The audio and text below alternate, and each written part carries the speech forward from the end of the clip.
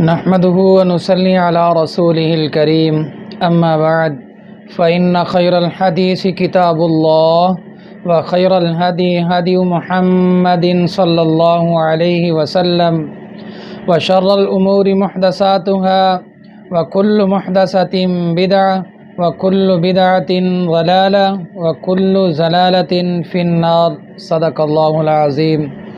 میرے واجب الاحترام دوستو، بھائیو، بزرگو، السلام علیکم ورحمۃ اللہ وبرکاتہ۔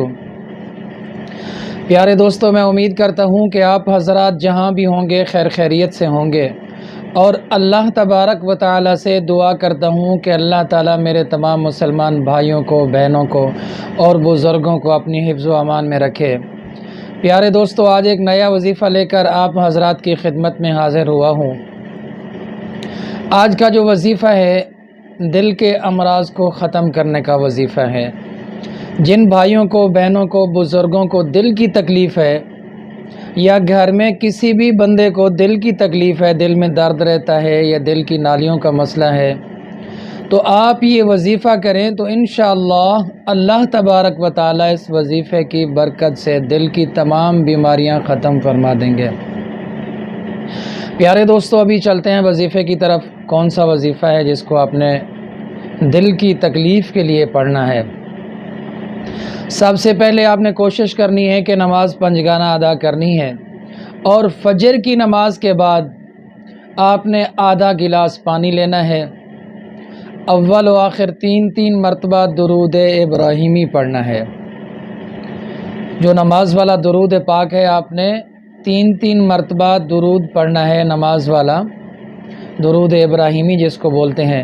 اس کے بعد پھر آپ نے 41 مرتبہ سورۃ الفاتحہ پڑھنی ہے، الحمد شریف۔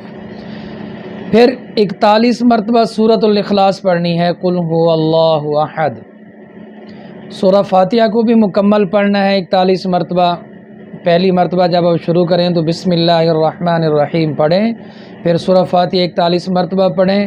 اسی دوران پھر ساتھ میں ملا کر 41 مرتبہ سورۃ الاخلاص پڑھیں، قل هو اللہ احد۔ پھر آخر میں 3 مرتبہ درود ابراہیمی پڑھیں۔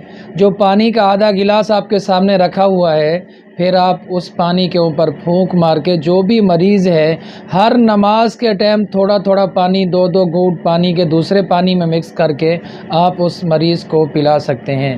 پھر اگلے دن بھی اسی ترتیب کے ساتھ 3 دن تک آپ اس عمل کو کریں تو انشاءاللہ اللہ تبارک و تعالی دل کی تمام بیماریاں اس قرآن کی 2 سورتوں کی برکت سے ختم فرما دیں گے۔